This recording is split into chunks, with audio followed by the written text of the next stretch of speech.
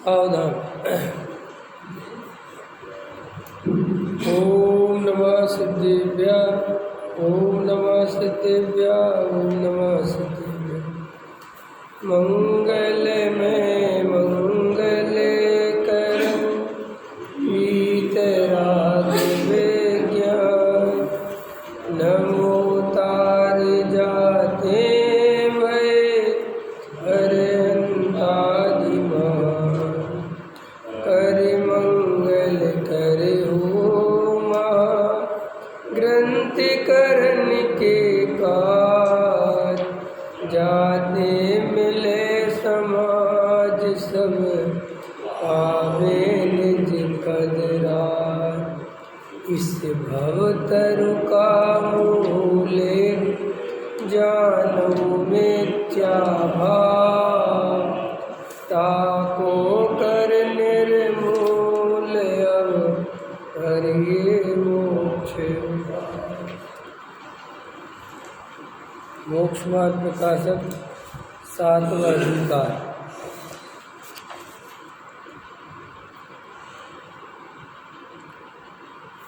पृष्ठ क्रमांक 199। देखो क्या कहते हैं सबसे नीचे गाथा 73 की टीका में कहते हैं, समस्त कारक चक्र प्रक्रियो त्रीण निर्मल अनुभूति मातृत्व शुद्ध। समस्त ही कर्ता कर्म आदि कारकों के समूह की प्रक्रिया से पारंगत ऐसी निर्मल अनुभूति जो अभेद ज्ञान तन्मात्र है उससे शुद्ध है। इसलिए ऐसा शुद्ध शब्द का अर्थ जानना। अब ये चर्चा समझ रहे हैं सब। अभी वो निश्चयभाषी के प्रकरण में वो अपनी तर्क दे रहा है कि साहब आत्मा शुद्ध है और कहाँ क्या लिखा है। टूनामल जी अपनी तरह अपनी बात कह रहे हैं कि कहाँ के सापेक्षा कथन लिखा हुआ है। तो ठीक है ना। तो वो पहले तो ये आया था प्रमत्त नहीं अप्रमत्त नहीं, पर द्रव्यों से भिन्न अपने स्वभाव से अभिन्न, ऐसा आत्मा शुद्ध कहा।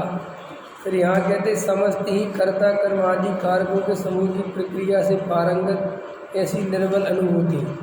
तो ये कर्ता कर्म की प्रवृत्ति जो परद्रव्य के अपन परद्रव्य के कर्ता भोक्ता बनते हैं ना, ये इसकी प्रक्रिया से पार। ये जो परद्रव्य का कर्ता भोक्तापना अपने अंदर चलता है, इसके कारण निर्मल आत्मानुभूति नहीं होती। ख्याल में ना, आत्मानुभूति नहीं होने के जो कारण है उसमें कर्ता कर्म की प्रवृत्ति प्रमुख है। कर्ता कर्म की प्रवृत्ति से क्या बाधा पड़ती है आत्मानुभूति में कि जब हम अंदर भेद ज्ञान करने बैठते हैं तो वहाँ पे वो कर्ता कर्म की प्रवृत्ति वो शल्य पैदा करती है। ख्याल में। अब वो कर्ता कर्म की प्रवृत्ति बड़ी लंबी है, वो बड़ी सूक्ष्म भी है। लंबी इतनी है कि अज्ञानी जीव पर द्रव्य का ही कर्ता बन जाता है सीधा। मकान की चिंता, दुकान की चिंता, स्त्री पुत्र कुटुंब परिवार समाज मोहल्ला पड़ोस देश दुनिया, इस तक का कर्ता बन जाता है आदमी। उसकी प्रक्रिया कितनी चिंता के कितना विषय है। अब मोदी अगर ध्यान करने बैठे तो उसे कश्मीर दिखेगा, अमेरिका दिखेगा, क्योंकि उसका कर्ता कर्म और ज़्यादा फैला हुआ है। और अमेरिका का राष्ट्रपति दिखे तो उसे विश्व परिषद दिखाई देगी, उसे पूरे विश्व के देश दिखाई देंगे। ख्याल में है ना। तो अब अपन अपने अपने एरिया के हैं ना, तो अपन बैठते हैं तो अपन देश की चिंता तो नहीं करते, लेकिन अपन अपने घर की, अपने मोहल्ला पड़ोस की, अपने जिनसे अपना ईगो टकराता है उनकी, और थोड़ा सा ले लो तो उनकी कर्ता कर्म की प्रवृत्ति। अब ये कर्ता कर्म की प्रवृत्ति तर्क से युक्ति से जैसे तैसे तोड़ भी दीजिए कि चलो भाई इनके हम कर्ता नहीं है, अपने अनुसार कुछ नहीं होता। लेकिन जब वो ध्यान करने या वेद ज्ञान करने बैठा हुआ है, तत्व विचार करने बैठा है, तो वहाँ जो अंदर परिणाम चलते हैं, परिणाम समझ गए, परिणाम चले वाले घर परिवार की चिंता का विकल्प हुआ, तो परिणाम है। घर परिवार अलग है, परिणाम भी अलग है। अब इसको लगता है घर परिवार तो ठीक है, लेकिन ये परिणाम तो मेरे ही हैं, ये परिणाम तो मैं ही कर रहा हूँ। तो ऐसा उसी समय ऐसा दिमाग लगाता है कि परिणाम बदल जाए। अगर वो परिणाम वो घुसता चला जाता है, घुसता चला जाता है। अब यहीं से वो ध्यान भंग हो गया। उन परिणामों में घुसना नहीं है, उन परिणामों से दूर रह के जानना है। अब वो दूर रह के जानना बोलना बहुत आसान है। क्या कहा मैंने? दूर रह के जानना, ये बोलना ये बहुत आसान है, लेकिन जब प्रैक्टिकल करने बैठो तो वो परिणति में कब एकत्व हो गया वो पता ही नहीं चलता। उसमें से कुछ परिणाम अच्छे, कुछ परिणाम बुरे, वो भेद चालू हो जाता है। जो परिणाम थोड़ा आत्मा की तरफ, जैसे मैं ज्ञान हूँ, मैं दर्शन हूँ, मैं चारित्र हूँ, मैं ऐसे विकल्प आ रहे, इनको तो अच्छा मान लेता है। अब मेरी स्त्री है, मेरा पुत्र है, मेरा मकान है, उनकी याद आती तो उसे बुरा मान लेता। पर इससे राग द्वेष बंद नहीं होती। अब जबकि मज़ेदार बात है कि तुम्हें दोनों के ही ज्ञाता रहना है, इसके उस परिणाम के भी। जो वो कह रहा था मैं ज्ञान हूँ, मैं दर्शन हूँ, मैं चारित्र हूँ, मैं वीर्य हूँ, मैं सुख हूँ, मैं आत्मा हूँ, मैं शुद्ध हूँ, मैं ज्ञायक हूँ, मैं जानने वाला हूँ, मैं तो कर उस परिणाम के भी। और जो ये कह रहा था मेरी स्त्री है, मेरा मकान है, मेरा दुकान है, मुझे घर गृहस्थी तो देखनी पड़ेगी, उस परिणाम के भी। वे दोनों ही परिणाम का कर्ता मैं नहीं हूँ, ये कर्ता कर्म की प्रक्रिया का पारंगत है, ये इधर आएगा। इतना पार होना पड़ेगा, जब जाके वो निर्मल आत्मानुभूति प्रकट होती है। और वो एक दिन की बात नहीं है वो। अब कई लोग ऐसा भी कहते कि साहब क्या बात कर दी, 1 सेकंड में सम्मेलन हो जाता है। हो भी जाता है, उसमें नहीं होता ऐसा मैं तो नहीं कह रहा, लेकिन भाई प्रत्येक जीव की योग्यता अलग अलग है। तुम्हें अगर 1 सेकंड में नहीं हो रहा तो समझ लो कि नहीं हो रहा, तुम्हें और मेहनत करनी पड़ेगी। क्या कर सकते हैं? कोई बच्चा कोई चीज़ 4 घंटे में याद करता है, और कोई बच्चा वो 2 घंटे में, आधे घंटे में याद करके रख देता है। अब वो जो 4 घंटे वाला है, अगर वो ये सोचने लगे कि मैं भी आधे घंटे में कर दूंगा और मैं काहे को 3 घंटे बर्बाद करूँ, बेटा तुम फंस जाओगे। नहीं समझ में आया? तुम ऐसे नहीं कर सकते। तो कल भी लिया था शायद कि प्रत्येक जीव अलग अलग है, एक दूसरे से मैचिंग नहीं है। सब जीव जीव तो हैं, लेकिन न्यारे न्यारे हैं। और वो न्यारे न्यारे में भिन्न भिन्न अकेला मत लेना। क्या कहा मैंने? न्यारे में भिन्न भिन्न अकेला मत लेना, भिन्न भिन्न स्वभाव के हैं। जैसा तुम्हारा पर्यायगत स्वभाव नहीं मिलता ना, घबराना नहीं, ऐसे ही द्रव्यगत स्वभाव भी नहीं मिलता, क्योंकि प्रत्येक द्रव्य की हर समय की योग्यता अलग अलग है। जैसे देखो, अभी ये प्रवचन चल रहा है, अब आप सुन रहे हो तो आप में से कुछ को कुछ समझ में आ रहा है, किसी को कुछ समझ में आ, जबकि मैं बोले ही रहा हूँ, मैं तो 10 थोड़ी हूँ। लेकिन जिसकी जैसी योग्यता होगी वो वैसा ग्रहण करेगा। अब मुकेश जी को जैसा समझ में आ रहा है, मुझे वैसा समझ में क्यों नहीं आ रहा है, ये प्रश्न निरर्थक है। या मुकेश जी की जैसी परिणति होती है, मेरी क्यों नहीं होती, ये प्रश्न निरर्थक है। तुम कभी किसी के जैसे होने की कोशिश बिल्कुल मत करो।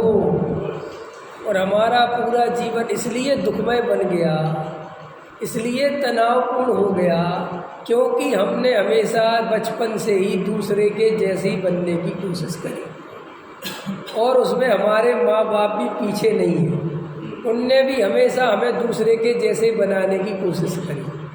देखो उनका बच्चा, देखो वो कैसा है और तुम कैसे हो, देखो वो कैसा है। तो तुम्हें शुरू से ही तुम जैसे हो वैसे अच्छे हो, ये किसी ने नहीं कहा।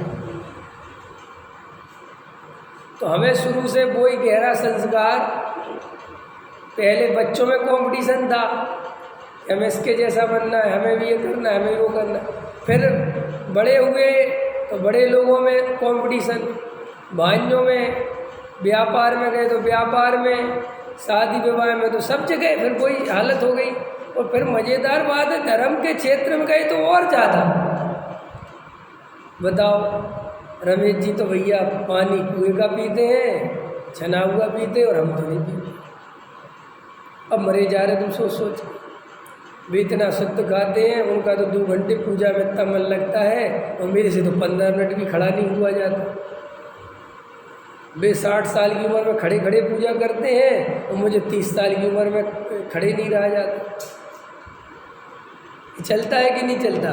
हर समय आपका जीवन इसी द्वंद्व से घिरा हुआ है कि नहीं घिरा हुआ है? कंटिन्यू हर जगह आपकी डिमांड खत्म नहीं होती। धर्म में आए, सम्मेलन कब होगा? करना कुछ नहीं है, कब होगा? और थोड़ा बहुत किया, कुछ होता नहीं। नहीं समझ में आया? ये सब चीज़ें आपको समझनी पड़ेंगी कि आप पहले जैसे हो वैसा स्वीकार करो। बाहर से भी और अंदर से भी थोड़ा बाद में लगाना, पहले बाहर से ही समझे, क्योंकि बाहर बहुत फैलाव है। नहीं, पहले बाहर से समेटना है, अपने को एक्सेप्ट करो, जैसी शक्ल है अच्छी है, जैसा आचरण है अच्छा है, हमें कुछ नहीं बदलना। डरो मत, कुछ नहीं डरना। हमारा जितनी देर मन लगता है उतनी देर लगाएंगे, हमें किसी की नहीं सुनना। सारी दुनिया कुछ भी कहती रहे, पहले उसको एक्सेप्ट करो। हर चीज़ अपनी पहले समझो कि मेरा एक्चुअली प्रॉब्लम ये है कि तुम्हें तुम्हारा व्यक्तित्व ही तो पता नहीं है कि तुम हो कैसे। तुम क्या सोचते हो कि हमें अपनी शक्ल के बारे में पता है, तुम्हें कुछ नहीं पता। तुम उस शीशे के सामने खड़े तो हो जाते हो, लेकिन अपना व्यक्तित्व नहीं पहचान पाते कि मेरा व्यक्तित्व है कैसा। इसलिए बाहर से पहले तुलना बंद करो। जैसा है ठीक है, जैसा घर है ठीक है, बड़ा बन जाए इसकी कोई निषेध नहीं समझ में। वो मैं उसके विरोध में किसी चीज़ के नहीं हूँ। विरोध कभी करना मत। कुछ धार्मिक लोग ऐसे होते हैं जो विरोध करते हैं, बड़े मुझे नहीं चाहिए बड़ा घर। अरे नहीं चाहिए, देख कौन रहा है, इतना क्यों डर रहे हो? नहीं समझ में आया? मुझे नहीं चाहिए, मुझे नहीं करना। निषेधात्मक जिंदगी नहीं होनी चाहिए। और ज़्यादा लोभ कसाई भी नहीं होनी चाहिए कि नहीं मिले तो परेशान। सहज रहो, मिलेगा तो ठीक है, नहीं मिलेगा तो ठीक, क्योंकि ना हमारी भूमिका भी छोड़ने की है और ना ज़्यादा दौड़ने की है। हम जहाँ खड़े शांति से रहो, मिल गया तो ठीक है। शकल है, शरीर है, जैसा है ठीक है। आपको बहुत अच्छे से इन बातों को बाहर में पहले अपनी चीज़ों को सहज लगना है। फिर आप जब बाहर से एकदम रिलैक्स हो जाओगे, ठीक है यार कुछ नहीं है, सब ठीक है।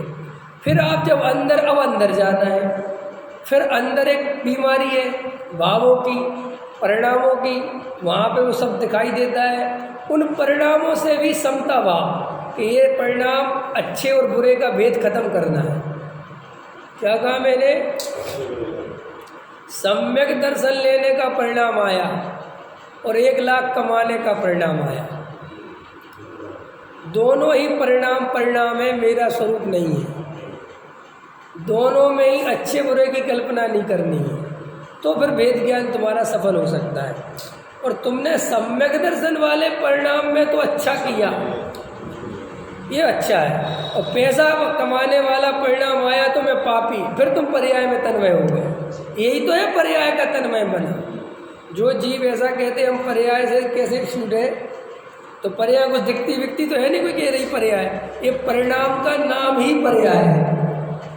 2 तरह की पर्याय है, एक उद्गल जनित पर्याय और एक आत्मा की पर्याय, और एक जे असमान जाति पर्याय। एक तो शरीर आदि 9 कर्मों से भेद ज्ञान, स्थूल भेद ज्ञान है। फिर अंदर चलने वाले जो परिणाम हैं उनसे भेद ज्ञान, वो सूक्ष्म है। तो वे जो अंदर के परिणाम हैं, अब मैंने आपको पहली लाइन में बोल दिया कि बोलना आसान है, उनके ज्ञाता दृष्टा रहो। बहुत आसान है बात कि उन परिणामों से मत जुड़ो, लेकिन तुम 1 घंटा बैठोगे तो 1 आध सेकंड 2-4 सेकंड मिलेंगे तुम जब नहीं जुड़ोगे, वरना जुड़ते चले जाओगे।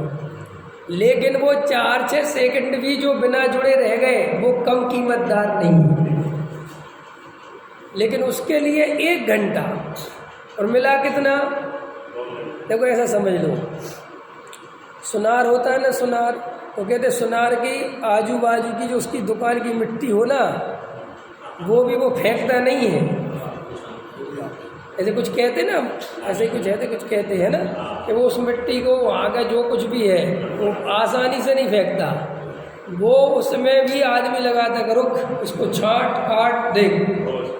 ख्याल में है ना कि यार इतनी सारी मिट्टी है और इसमें 2 सोने के जरा जरा से कण मिल गए कि वे जरा से नहीं है, वे दिन भर की एक आदमी की दिहाड़ी देंगे 500 रुपये की, उससे भी 5 गुने हैं। तो देखो इतनी मेहनत करने के बाद 2 कण जो भी बोलते हैं उसकी धूरा मिल गई, तो उसकी उतनी सी धूल की भी कितनी कीमत है, बहुत कीमतदार है। ऐसे ही तुमने 1 घंटा ध्यान लगाया बैठे और उसमें तुम्हें 4, 5, 10 सेकंड भी बीच बीच में ऐसे मिल गए कि तुम्हारा अपनी ओर ध्यान चला गया, तुम 1 सेकंड के लिए सहज हो गए, ज्ञाता दृष्टा रह गए, तो वो कमाई 1000 सम्मेद शिखर के पहाड़ चढ़ने से ज़्यादा है। अब बोलो,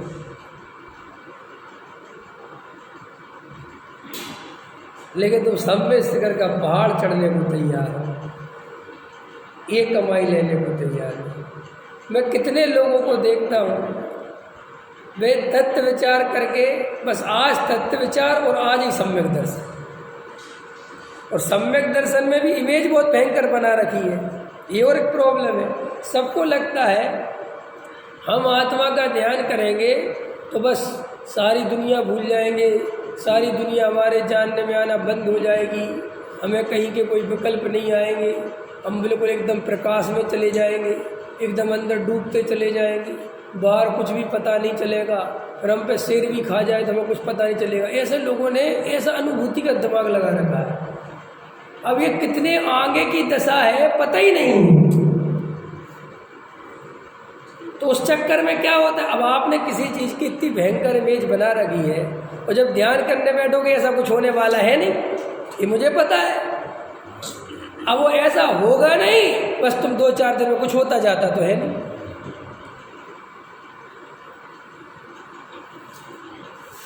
समझ में आया?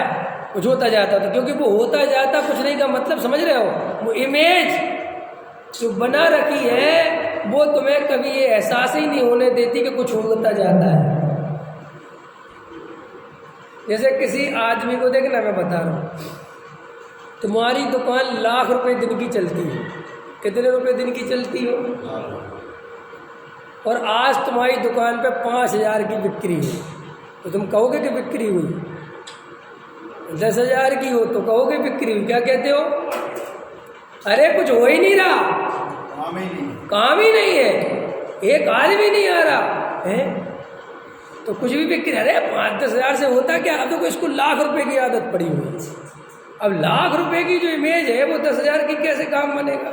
और जिस आदमी की 500 रुपये की चलती हो और उसकी 1000 की चल जाए तो वो कहता आज तो बहुत ही सौदा चल गया।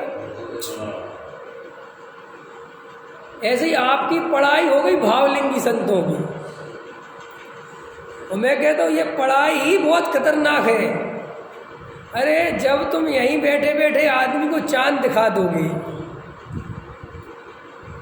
अब आज हिंदुस्तानियों की क्या हालत है, हिंदुस्तानी इन द सेंस आज लोगों की क्या हालत है, इंटरनेट पे अमेरिका देख लिया, इंटरनेट पे अमेरिका की चीज़ें देख रहे हैं, दुबई के शेख देख रहे हैं, दुबई की बिल्डिंगें देख रहे हैं, उनको हिंदुस्तान बेकवास लगने लगा। वो कहते मुझे ही नहीं, क्योंकि वो इमेज वहाँ की बनने लगी।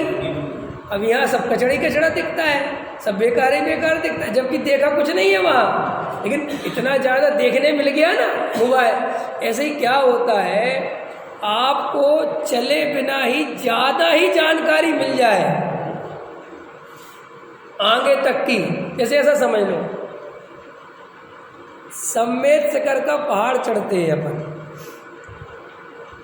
और अपने से कोई कह दे कि 27 किलोमीटर है, और अपन 27 किलोमीटर का गुणा भाग लगाएं। 27 किलोमीटर का गुणा भाग तो समझते हो ना कि कितना पड़ेगा, कहाँ तक पड़ेगा, और सारा दिमाग लगा लो, तुम्हारा पहाड़ चढ़ना मुश्किल हो जाए। इसलिए चढ़ने वाले भी और चढ़ाने वाले भी रात के 3 बजे ही चढ़ जाते हैं। आप देख लेना सम्मेश्वर का पाठ 3 बजे रात को चढ़ते हो तो बहुत आसानी रहती चढ़ने में, क्योंकि अंधेरा रहता है, पता ही नहीं चलता कितना तय कर लिया सफ़र। अब अगर दिन का उजाला हो तो सब दिखने लगता है, इसलिए जब दिन हो जाता है चंदापुर के उधर पहुँचते पहुँचते गौतमगढ़ पर सब दिखने लगा, अरे भैया मेरा चंदापुर उतनी दूर, मेरा पार उदा उतनी दूर, अरे भैया अरे समझ में आया ना, समझ में आया ना। ऐसा ही प्रॉब्लम क्या है, पढ़ाई ऐसी ऐसी हो गई कि हम उस पढ़ाई के चक्कर में, ख्याल में है ना, अपना जो हो सकता है वो भी नहीं करते। एक आध भजन तो सुनाओ, याद नहीं आते अब तक तो भजन।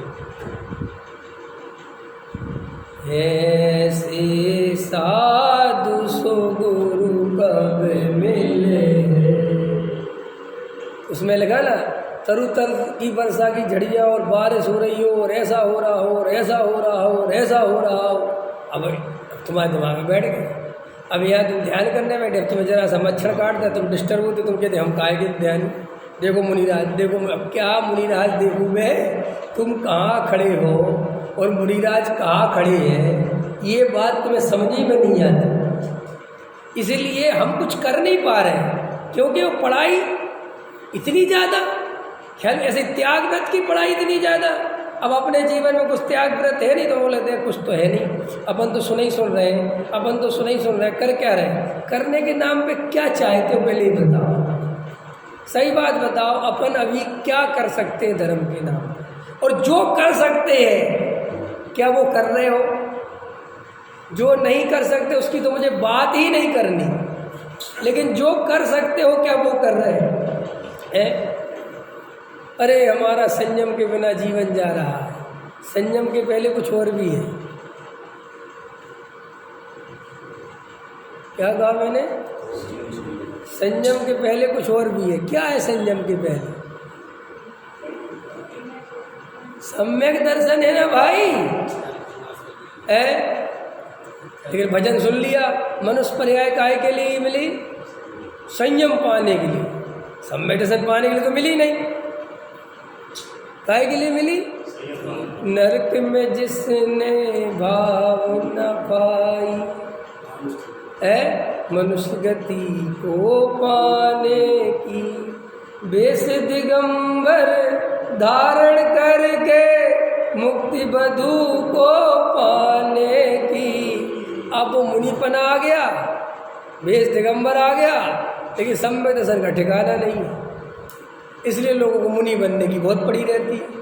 अरे जो मनुष्य पर्याय मिली है, अगर संयम के बिना चली गई, मैं कहता हूँ मूर्ख चंद, संयम के बिना बाद में, अगर सम्यक दर्शन के बिना चलेगी, पहले इसकी चिंता कर, संयम बाद में देखेगी, क्योंकि संयम है ही बात की चीज।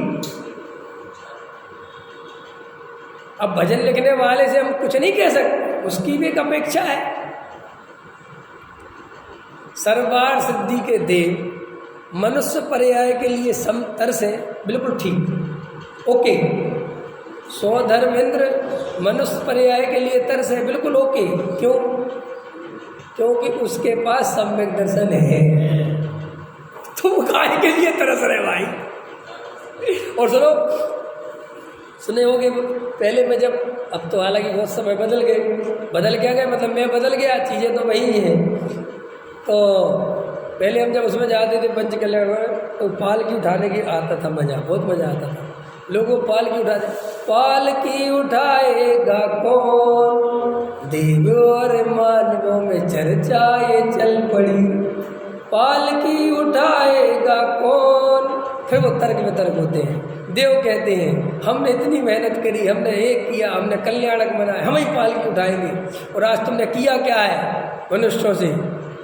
फिर मनुष्य अपने तर्क देते हैं, अरे कुछ भी हो, तुम हो तो देव गति के, आगे भगवान में वो मनुष्य गति के हैं, और इन पे हमारा अधिकार है, ख्याल में है ना।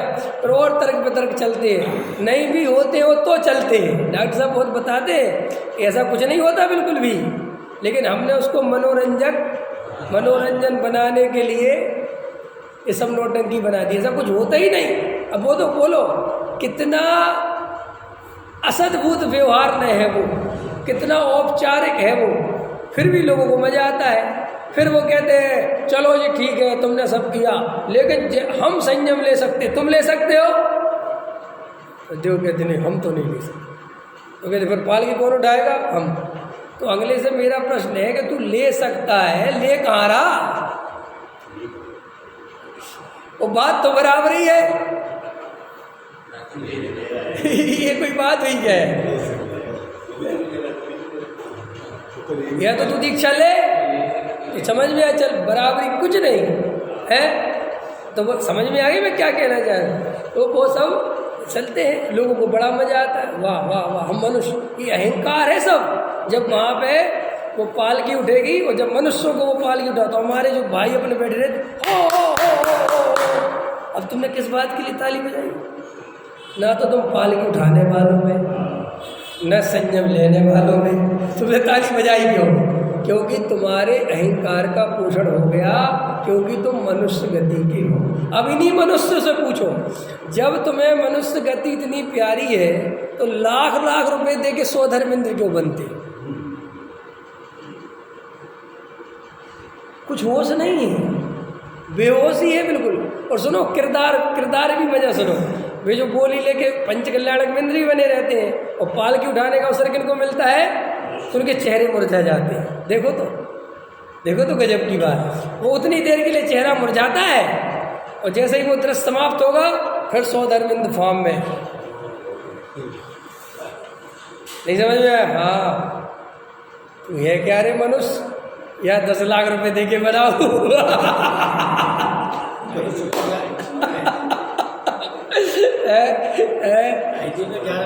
लो हमारे बस से जी बता रहे 11 करोड़ दे के बनाया कोई 2.5 दिन में, क्या समझते हो तुम? और सुनो कितने करोड़ दे के बना, और तुम लोग देखने मत जाना। तो उसके 2.5 कितने 11 करोड़ मिट्टी हो जाएगी।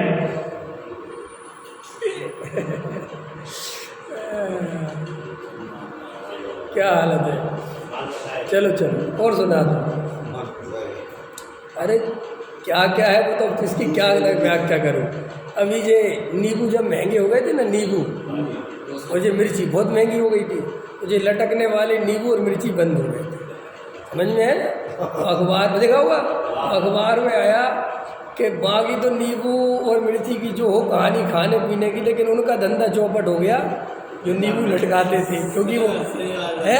अब भैया एक नींबू आ रहा था 20 रुपए का, 10 रुपए का, उसमें 3 नींबू लगाओ और मिर्च लगाओ, वो उसकी कास्ट पड़ रही थी 40-50 रुपए और वो लेते हैं वो 10 रुपए। नहीं समझ में आया? दुकानदार वो लटकाने के 10 रुपये या 15 रुपये देते हैं, अब उसकी कास्ट तो भैया लटकाना बंद। ख्याल में है ना? और उन्होंने कहा भी साहब लटका दे 50 का लगेगा, कह रहा है जा दर्शन। इतनी भी नज़र की चिंता नहीं है कि 50 का खर्च किया जाए। देखो तुम आदमी की हालत, और ऐसा महीनों चला, बेहोशी की हालत देखते हो तुम। महीनों चला, कोई नींबू नहीं लटका, कोई मिर्च नहीं लटकी, और दुकान चलती रही। अब जैसे ही नींबू सस्ते हुए, मिर्च फिर लटकना चालू हो गई। मैं रोज़ सुबह आता हूँ तो देखता हूँ सबके, वो वहाँ बाज़ार से आता हूँ मैं, तो वहाँ वो रोज़ वो नींबू मिर्च लिए एक एक दुकान में बिल्कुल सेट है। ऐसे नहीं सोचना कि वो दुकान खुली हो, वे लटका के चले जाते हैं और शाम को पैसा वावनी कर जाते, लाओ जी वो नींबू लटका के गए थे। क्या है मनुष्य की हालत देखते तो हंसी नहीं आती कि यार इतनी बुद्धि मरी हुई है। जब तुम्हारा 1 महीने बिना नींबू मिर्च के चला गया, तब तूने विचार नहीं किया कि क्या नज़र लगती थी कि नहीं लगती थी। लेकिन मनुष्य फिर चालू है। बिल्कुल ऐसा ही है हमारा जीवन। इसको कहते बेहोशी का। तुम्हें कुछ पता थोड़ी है। पंचकल्याणक में गए तो वहाँ अल्लाह मचाते, फिर वही पंचकल्याणक, सुनो पंचकल्याणक में मैं तो ऐसा मज़ा आता था, आप कभी कोई सोच के। पंचकल्याणक में जैसे वो फिल्म में पर्दा गिरता है और पर्दा उठता है, जैसा दृश्य आते वैसे वैसे तुम होते चले जाते हो, बिना सोचे समझे कि हम कर क्या रहे हैं। ऐसे ही वहाँ पे क्या होता है, अभी तो चल रहा था नृत्य देवांगनाओं का, और बढ़िया भजन चल रहे थे, है ना।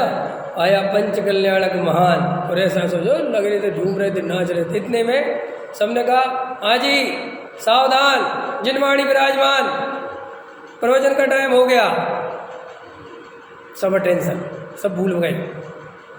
अब काय की चर्चा चल रही है, जिनवाणी समय सार खुल गया। ओहो, इनमें कुछ नहीं रखा, वो बोल भी रहा है, प्रवचन का बोल ही रहा है, अरे इसमें कुछ नहीं है, इसमें धर्म नहीं है, इसमें कुछ, बड़े ध्यान, हाँ बिल्कुल साहब, बिल्कुल साहब, बिल्कुल साहब। देखना इतने में 45 मिनट हो गए, बस पंडित जी अब बंद कर दो। दूसरे का हाँ हाँ मुझे पता है, मुझे पता है हमारा वो चलना है। जैसे ही इसने प्रवचन बंद किया, फिर म्यूजिक की आवाज़ आती, ढाढ़ा, फिर लोग चालू हो जाते, ढाढ़ा। अभी भूल गए कि हमने अभी 1 घंटा क्या सुना, अब क्या हो रहा, अब क्या हो रहा। और दिन भर 5 दिन 6 दिन ऐसा प्रोग्राम चलता है। और पंच कल्याणक भाग्यशाली लोग हैं वो जो आते हैं, जिनको ये सम्यक दर्शन में साक्षात निमित्त है। मैं कहता हूँ यार 1 आध 2 तो ले आओ जिनको हो गया हो।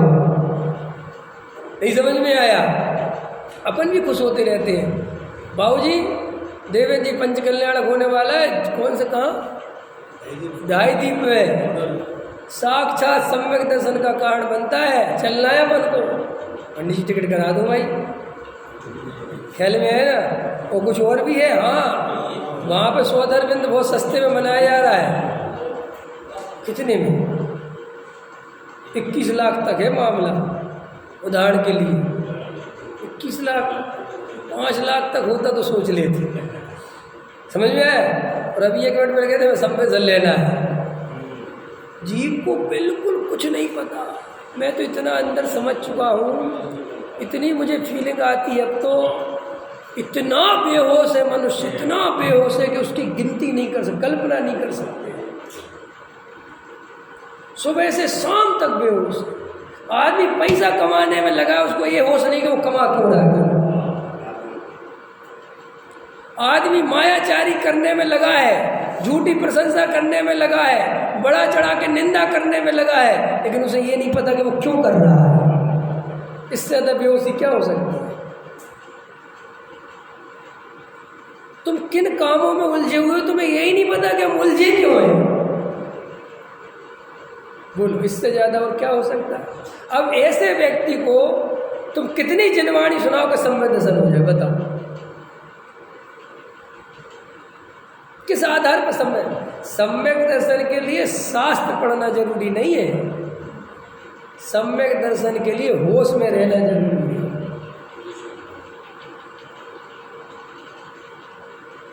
मैं कहता हूँ भगवान के दर्शन करो, होश पूर्वक तो करके देखो, कभी 5 मिनट होश पूर्वक खड़े रहो। ये भगवान है, ये वीतरागी है, ये त्रिकाली ध्रुव का अवलंबन लेके आत्मा बने, मैं भी आत्मा हूँ, मेरा अब अपने ओर अवलंबन क्यों नहीं है। देखो भगवान को ध्यान से 5 मिनट ऐसे दर्शन करके देखो। भाई साहब जब तुम्हें ध्यान घटित होगा, जब तुम्हें आत्मा थोड़ा थोड़ा भी झलक मिलने लगेगी, तुम्हारे साथ 2 घटनाएं घटेंगी। तुम्हें घबराहट बेचैनी होने लगेगी। क्या होने लगेगी, घबराहट और बेचैनी। घबराहट बेचैनी शर्त में होगी कि जब आत्मा की थोड़ी दृष्टि बनती है तो बाहर से होने लगता है मरना, बाहर से आसक्ति टूटने लगती है, बाहर जुड़ान होने लगता है कम, कहीं मन नहीं लगता फिर ज़्यादा, ख्याल में है ना। और अंदर पूरी तरह मिलना नहीं अभी, तो वो जीव को ऐसा लगता है कि मैं क्या करूं, नहीं समझ में। उसको लगता है यार मैं इधर जाऊं कि इधर जाऊं, ये द्वंद्व खड़ा होने लगता है। और जब ये द्वंद्व खड़ा होने लगे तो समझ लेना हम कुछ चले, नहीं समझे। द्वंद्व तक आने के लिए कुछ तो चलना पड़ेगा। जैसे एक आदमी यहाँ खड़ा था, ये समझ लो इस तरफ संसार है और इस तरफ आत्मा है, और जब बीच का पॉइंट है, तो आदमी या तो यहाँ खड़ा रहे तो सुख मस्त है, अपना टेंशन फ्री। यह आदमी पूरी तरह इस तरफ आ जाए तो अब आप मध्य बिंदु में आए, तो भाई अब मध्य बिंदु में आए तो 2 रास्ते दिखेंगे, यार इधर को चलेंगे इधर को चलेंगे, पकड़ में आए ना। तो मध्य बिंदु तक आना भी बहुत कीमती है कि तुम्हारे अंदर इतना भी द्वंद्व चलने लगे कि यार संसार में कुछ है कि नहीं, मैं कर क्या रहा हूँ। अंदर से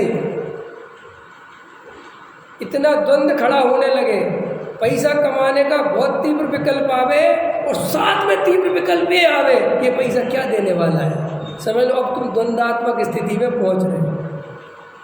तुम्हें विषय भोगों का तीव्र भाव उठे और साथ में ये भी भाव उठे कि इनसे क्या मिलेगा, समझ लो द्वंद्व में पहुंच रहे हो। बेहोशी का तो मतलब ये है कि ऐसा विकल्प ही नहीं उठता, वो लगा है और या उसका समाधान क्या खोज लेता है, ये तो चारित्र मोह का उदय है जी। ये चारित्रवाद मोह के उदय को एक तरफ रख, तुझे अंतर में द्वंद्व चलता है कि नहीं, तो जल्दी जल्दी उत्तर मत खोजो। और हमारे साथ प्रॉब्लम यही हो गई है कि हमें उत्तर बहुत सारे दे दिए गए हैं हमसे बिना पूछे, तो हम क्या करते हैं, अपने द्वंद्व को पहचाने बिना हम तुरंत उत्तर लगा लेते हैं।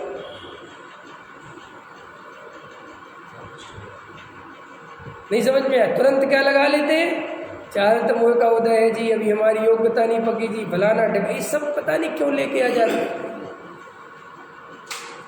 अरे योग्यता वियोग्यता पकी नहीं पकी ये क्या हो रहा है, इसको एक तरफ रखो, तुम उस अंतर द्वंद्व को देखना चालू करो, जागना चालू करो कि यार वास्तव में जीवन क्या जा रहा है, कहाँ जा रहा है, किस लिए कर रहा हूँ मैं।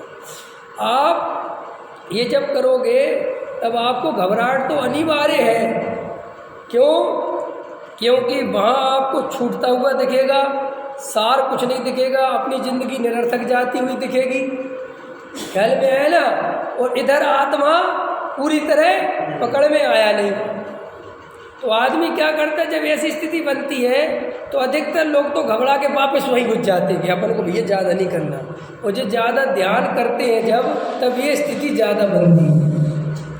देखो व्यक्ति, सामान्य मनुष्य, अधिकतर लोग, अधिकतर समाज, अधिकतर दुनिया आत्म ध्यान से क्यों भागती है।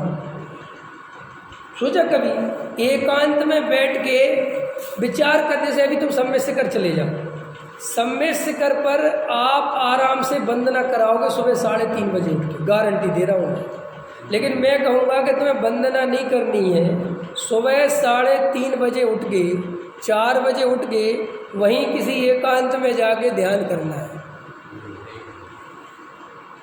वो नहीं होगा, क्योंकि उसमें घबराहट पैदा होती है, क्योंकि उसमें कुछ छूटता हुआ दिखाई देता है। आप सम्य शिखर का पहाड़ चढ़े, आपका कुछ छूटता हुआ दिखाई नहीं देता आपको। आप 10 करोड़ रुपए दान कर दिए, ले लिए, जोड़ लिए, कर लिए, पंचकल्याण में चले गए, पूजा पाठ में चले गए, प्रवचन में चले गए, स्वाध्याय में चले गए, धबला जी पढ़ लिया, जय धबला पढ़ लिया, ये कर लिया, वो कर लिया, क्रियाकांड कर लिया, इसमें आपका अंदर कुछ भी टचिंग नहीं होता, कुछ भी हिलता हुआ दिखाई। लेकिन जब ऐसा तीक्ष्ण विचार करने बैठो कि संसार में सुख है भी कि नहीं, अब है तो है नहीं, ये बात तो तुम भी अंदर से जानते हो। अब वहाँ टूटने लगती है बेहोशी, और वहाँ जो बेहोशी टूटी सो घबराहट पैदा हुई कि मैं क्या करूँ फिर, क्योंकि एकदम से आत्मा तो मिल नहीं जाता कि मिल गया जी अभी इसको पकड़ लो। अब वहाँ होती है घबराहट, इसलिए घबराहट हुई तो वो कहता मुझे भैया इसमें तो बहुत टेंशन सी होती है, तुम तो कुछ काम बता दो। इसलिए क्या खोजता फिरता है, और काम कुछ भी बता दो, बास बता दो, शास्त्र पढ़ना सिखा दो, पढ़ना और पढ़ो, ये पढ़ो, अब कर्णा योग पढ़ो, अब चरणान योग करो, ये करो, वो करो, मंदिर जाओ, मंदिर बनवाओ, प्रतिमा विराजमान करो, प्रक्षाल करो, पूजा करो, सम्य शिखर का पहाड़ जाओ, सोनागिर में शिविर लगा वहाँ जाओ, पंच कल्याण घोरा वहाँ जाओ। ये सब आराम से करा जा सकता है और लोग करते भी हैं। लेकिन उनसे कहो 1 महीने बैठो शांति से, फिर बात करेंगे, वो कहते हैं ये सबसे कठिन काम है। मेरा प्रश्न ये कठिन क्यों है? देखो आपसे कोई मेहनत तो नहीं करवा रहे क्या? कोई मेहनत करवा रहे क्या? और 1 घंटा भी ये नहीं कह रहे कि ब्रह्म मुहूर्त में 4 बजे उठ के, तुम्हें जो टाइम अच्छा लगता हो वो अपने लिए चुन लो, जिसमें तुम्हें सबसे ज़्यादा अनुकूलता हो वो चुन लो। 24 घंटे तुम्हारे पास है, 1 घंटा तो, और तुमसे ये भी नहीं कह रहे कि तुम कुछ करना है ध्यान में, सिर्फ आंख बंद करके बैठ जाना। उससे क्या होगा? कुछ नहीं होगा, फिर भी बैठ के दिखाओ। हम क्या कह रहे हैं? कुछ नहीं होगा। तुम जल्दी से पूछते ना क्या होगा, क्योंकि हमें कर्म के बिना ही फल बताओ। मिलेगा क्या? कुछ नहीं मिलेगा। अब करने को तैयार हो? बोलो। तुम 2 घंटे टीवी देखते हो, घंटे न्यूज़ देखते हो, क्या मिलता है? क्यों देखते हो? सो बताओ। तुम अगर हर चीज़ का सौदा समझते हो मिलना, तो 1 घंटे जो तुमने टीवी देखी, क्या मिला? 1 घंटे जो तुमने मंदिर में आके पूजा भक्ति करी, क्या मिला? क्या मिला? सम्य शिखर का पहाड़ चढ़ के क्या मिला? इन्हीं से आप पुण्य बंधा होगा। दिख रहा कहाँ बंधा? कहीं आया स्वधर्म बताने के आपको 10 किलो पुण्य बंध गया? ये तो आपके दिमाग में शास्त्र से ही तो भरा है कि पुण्य बनता होगा। आपने उपवास करा, क्या मिला? अरे बोलो तो सही। वहां कोई कुछ नहीं कहता कि क्या मिला, लेकिन ध्यान 2 दिन करेंगे नहीं, पंडित जी कुछ सम्मिल तो है नहीं ना, कुछ होता तो है नहीं। क्या चाहते हो होने के नाम पर? क्या चाहते हो? ध्यान करने की चीज नहीं है। ध्यान अपने आप में आनंद है। उत्तर समझ में आ रहे? आप हारे थके आए, देखना मेरी तरफ से, आप हारे थके आए घर, दिन भर की दुकान करके आए, हारे थके आए। लोग अधिकतर जो संसारी जीव हैं वे हारे थके आते तो टीवी खोल लेते हैं, है ना, और टीवी खोल के बैठे तो पत्नी से कहते बड़ी एक कप चाय बना दे। अब बस जी प्रश्न है, टीवी खोल के आँखों से देखना और बैठना, और थक के आया था तो थकान उतारने का उपाय तो सोना है। टीवी देखना थकान उतारने का उपाय कहाँ है? चलो और चलो। कुछ लोग क्या होते हैं, रात को व्यापार करके आए, बैडमिंटन खेलने चले जाते हैं। बैडमिंटन, कोई क्रिकेट की टीम होती तो क्रिकेट खेलने चले जाते हैं, कोई और वॉलीबॉल खेलने चले जाते हैं। अब मुझे बताओ मुकेश जी, वॉलीबॉल खेलने में थकोगे कि थकान उतरेगी? बैडमिंटन में मूड फ्रेश होगा कि थकोगे? कि मूड फ्रेश होता है, थकता नहीं है आदमी, बहुत फ्रेश होता है। दिन भर की दुकान की थकान उसकी वहाँ जाकर उतर जाती है। क्यों? कि वहाँ वो आनंद के लिए करता है। दुकान मजबूरी में करता है, बैडमिंटन मजबूरी में नहीं खेलता। कोई बंदूक रख के नहीं कह रहा कि खेलो बैडमिंटन, लेकिन दुकान तो नहीं जाना चाहता तो भी जाना पड़ेगा। एक ग्राहक नहीं आ रहा तो भी बैठना पड़ेगा, कमर में दर्द हो रहा है तो भी बैठना पड़ेगा। ये कहलाती है मजबूरी में किया गया काम। और बैडमिंटन कोई मजबूरी नहीं है, ये मेरे आनंद की चीज़ है। कोई कहे यार तुम बैडमिंटन खेलने में थकते नहीं, कभी सोचा तुमने? खेल कभी नहीं थकाता। कोई सा भी खेल अपन खेलते वो थकाता नहीं है, लेकिन अगर पैसा दे के खेलना पड़े, भैसन जी पैसा दे के खेल समझते हो? आज भैसन जी कह रहे कि यार, हमने कहा आपको वॉलीबॉल खेल रहा था? बोले हाँ। हमने कहा नहीं हमें नहीं खेलना, 10,000 रुपये दूंगा। अब जब 10,000 के लिए खेलोगे तो थकोगे, क्योंकि अब वो तुम्हारे हृदय से नहीं है। इसलिए क्रिकेट खिलाड़ी वगैरह होते हैं, इनको एंजॉय नहीं होता, फिर ये पैसे की तरफ चले जाते ना। और जब तक पैसा खेलते हैं तब तक एक अलग आनंद आता है। ऐसे ही प्रवचनकार, ऐसे ही विधानाचार्य, ये पैसा लेके करो तो एक वो प्रोफेशनल बन गया, तो उसका अंदर से आनंद नहीं आता। इसलिए मैं विधानाचार्य कहता, उनके मंत्र गले से निकलते हैं, यहाँ से नहीं निकलते। यहाँ से तो समझते हो ना, और पेट से समझते हो, क्या मतलब होता है इसका? समझा था। जो प्रोफेशन होगा आदमी, जो विधानाचार्य होगा, वो बोलेगा बोलो महावीर भगवान की, तुम बोलोगे पेट से जय, और वो बोलेगा गले से जय। अंदर समझ में आ गया? उसकी यहाँ से नहीं निकलनी है, उसको बस यहाँ से निकल, क्योंकि उसका रोज का काम है। तुम जय जय कभी कभी बोलते हो, वो रोज बुलवाता है। अंदर समझ में आया? तुम कभी कभी विधान में बैठते हो, इसलिए वो सामग्री भी नहीं चढ़ाता। देखा तुमने? वो कुछ नहीं चढ़ाता, सब तुमसे चढ़वाता है। क्योंकि जबकि बात सामग्री चढ़ाने पुण्य लगता है, अरे हाँ या ना लगता है, जब तो तुमसे चढ़वाते, वो क्यों नहीं चढ़ाता खुद? मैं कई पंडितों के बराबर बैठ के बोल जाऊँ, तुम क्यों नहीं चढ़ा रहा? बड़े बड़े विधानाचार्य की बात कर रहा हूँ मैं, वे तुमसे गोला चढ़वाएंगे, सब कुछ चढ़वाएंगे, और तुम कहोगे भी आओ पंडित, अरे नहीं तुम चढ़ाओ, कौन उठे?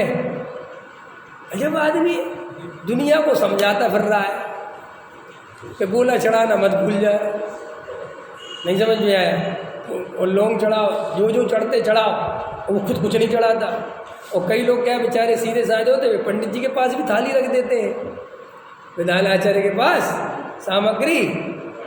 अब अंदर से तो चढ़ाने वाले रख दी तुमने तो बड़े उत्साह, चलो रख लो भैया, रख ही दी तो बीच बीच में याद आ गया तो चढ़ा दिया। उसको कोई चढ़ाने में रस नहीं है। क्यों नहीं है? प्रश्न है मेरा। क्योंकि वो इतना हैबिचुअल हो चुका है, रोज कराता है, उसको कोच नहीं रखा इन सब में। उसको तो तुम्हारा विधान कराना है, उसके लिए खुद का कोई विधान का मतलब ही नहीं है, उसकी तो वो ड्यूटी है। ऐसे ये प्रक्षाल करने वाले जो पेट होते हैं पुजारी, उनका प्रक्षाल करने का उनका तुम ढंग देखना। ये तीर्थ वगैरह पे जाते हो ना, लगे रहते पुजारी, तो उनको देखना। कई कई तो स्पीकर ऑन कर लेंगे, उनका फ़ोन भी आ गया उसी समय, हाँ आ रहे कल पहुंच जाएंगे, वो प्रक्षाल कर रहा है। मैंने कई दफ़े ऐसी हालतें देखी। खैर मेरा, और उससे कहो तुम कि यार हम तो अपने यहाँ की प्रतिमा बहुत अच्छे से करते हैं, हम देख रहे तुम कपड़ा कम मार रहे। वो कहता बाबू जी आप एक दिन मारते हो, एक पे मारते हो, यहाँ में रोज का काम है। हमें अगर एक कपड़ा इतनी देर में एक जगह लगाऊंगा मेरा दिन भर चला जाएगा। अंतर समझ में आया तुम्हें? तो जैसे तुम अपने हृदय से जो काम करते हो उसमें तुम्हें थकान कभी नहीं होती, दुख कभी नहीं होता, आकुलता कभी नहीं होती। लेकिन जो काम तुम नहीं करना चाहते, तुम्हारा हृदय नहीं है, लेकिन तुम किसी भय से, अब वो कई तरह का हो सकता है, किसी लालच से, नहीं समझ में आया? अब तुम मंदिर में खड़े खड़े पूजा करना नहीं चाहते, घबराना नहीं, तुम्हारे पैरों में तकलीफ है, लेकिन तुमने नियम ले रखा था कि खड़े होकर करेंगे। अब पैर बहुत तकलीफ दे रहे हैं, अब अंदर बिल्कुल भाव नहीं है, ऐसा लगता है बैठ के कर लूँ, बैठ सकते नहीं, अब वो तुम्हें थकान लाएगा क्योंकि तुम सहज नहीं हो। अथवा कोई नरक आदि के भय से वृषशील संयम पालता है, तो वृषशील संयम से आनंद नहीं आएगा। क्यों नहीं आएगा? क्योंकि वो पालना नहीं चाहता, लेकिन भय इतना है नरक आदि का कि उसे नियम तोड़ने का अथवा नहीं पालने का बहुत डर सताता है। तो देखो थकान आ गई। ऐसे ही हम अगर ध्यान को वर्क समझेंगे, कृत्य समझेंगे, कार्य समझेंगे, तो वो थकान लाएगा। जैसे तुमसे कोई कहे तुम घर में बैठ के टीवी देख रहे हो, कोई कहते हो और क्या कर रहा है? अरे कुछ नहीं। क्या बोलते हो? क्या बोलते हो? कुछ नहीं, जबकि टीवी देख रहे हो, लेकिन तुम उसे कुछ नहीं मानते। मैं कहता और क्या कर रहा है? वो फ्री हूँ। फ्री का हो, टीवी तो देख रहे हो, लेकिन वो तुम वर्क नहीं मानते। तो इसलिए तुम्हारा वो देख के मूड फ्रेश होता है। हल में ना, पहले के लोग टीवी नहीं थी, खेल वेल नहीं थे, जो भी स्थितियां थी, तो फिर उनका मूड फ्रेश कैसे होता था? उनके भी तो साधन हो गए मूड फ्रेश के, तो वे क्या करते थे?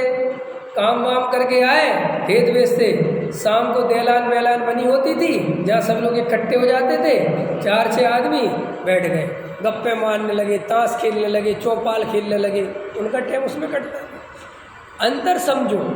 ऐसे ही जब आप शांति से बैठ गए, अगर इस तरीके से बैठोगे 1 घंटे के, मैं ये कोई वर्क नहीं कर रहा हूँ, मेरा कोई टारगेट नहीं है, मुझे कोई मोक्ष या कोई समय, इसके लिए नहीं बैठा मैं बस अपने आनंद के लिए बैठा हूँ। मुझे सिर्फ अपने को देखना है, बस मैं बैठा हूँ। मुझे कोई किसी भी प्रकार की अंदर हुड़क नहीं कि ऐसा आसन, ऐसा आसन, ऐसा आसन, मुझे किसी प्रकार की कोई चाह नहीं, मुझे किसी प्रकार का कोई ऐसा विकल्प नहीं कि मैं ध्यान क्यों कर रहा हूँ, ये कोई मेरा वर्क नहीं है।